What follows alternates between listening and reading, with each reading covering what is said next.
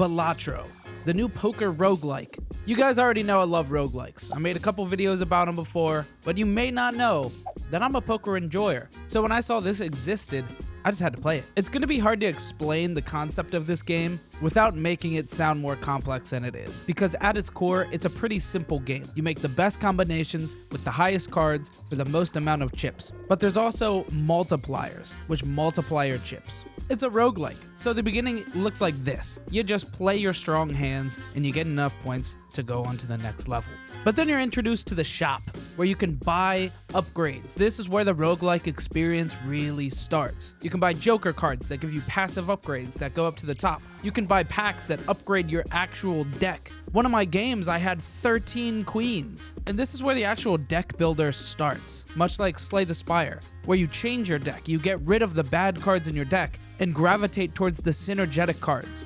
Enough explanation. Let's talk about my first winning run. This run started like every other run. Beat the first guy, buy some passive upgrades, cool.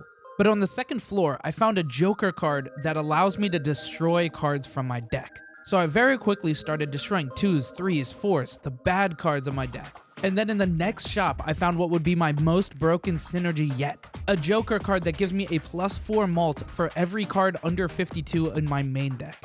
So do you see the vision? We keep destroying cards and keep racking up multipliers. After only like 10 minutes, when I cut 10, 12 cards, the card quality was just so much higher. I was hitting full houses of all face cards, and they were racking up enough to triple or quadruple what I needed for every single round off of one hand. I felt like every run I was learning a new way to play this game, and this was the run that made me realize it was a deck building game. Before that, I was just trying to get powerful jokers that were stacking up high multipliers, and that's all I was doing. This time, I was improving my deck, making it smaller and only condensed of good cards. Then, eventually, every single hand looked like this. Half of it face cards, half of it aces, all of them are improved as bonus or multiplier cards, and of course we have a +50 multiplier at the end of every single one of these hands. And I won that run, and I unlocked stuff for like 5 minutes. I mean, it just kept going, unlock, unlock, unlock.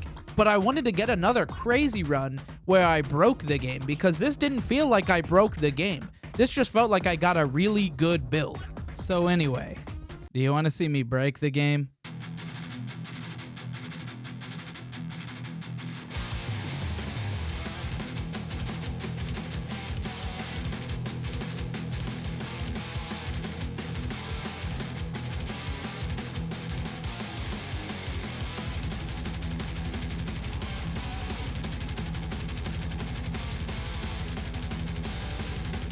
Yeah, I scored millions. You want to see me do it again? This is one of the runs in a roguelike where you feel like you've actually mastered the game. Like I said, I learned a lot as I went along each run. At first, I was just learning about the jokers, and then I learned how to deck build, and then I learned about multipliers, and then I learned about multipliers.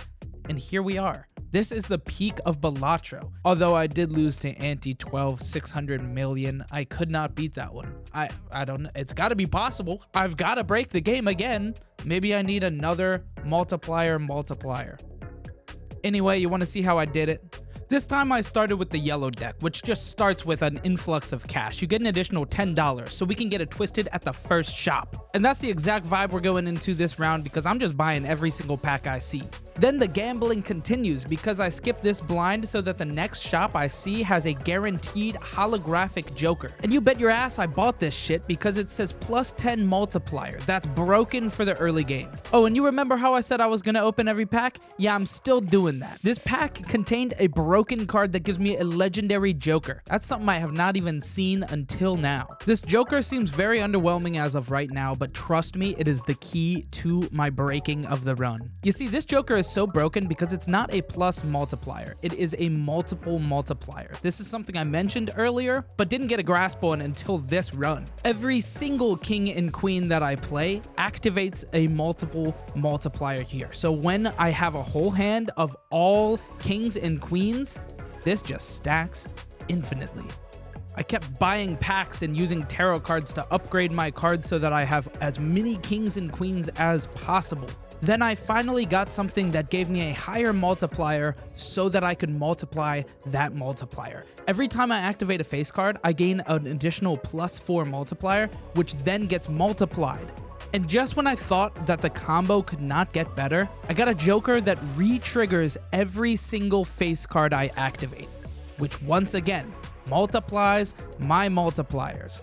So now a hand of all kings and queens just plays infinitely and continues to multiply it by multiplication, and everything just, it breaks. I mean, this is just ridiculous numbers. At this point, I think my highest numbers were like 30,000 or 40,000, and now I'm hitting millions, multiple millions. I built my deck optimally with 16 queens, 9 kings, and a bunch less of every other card, and it just got ridiculous. Every single hand was hitting millions and millions, and I felt like I could not lose.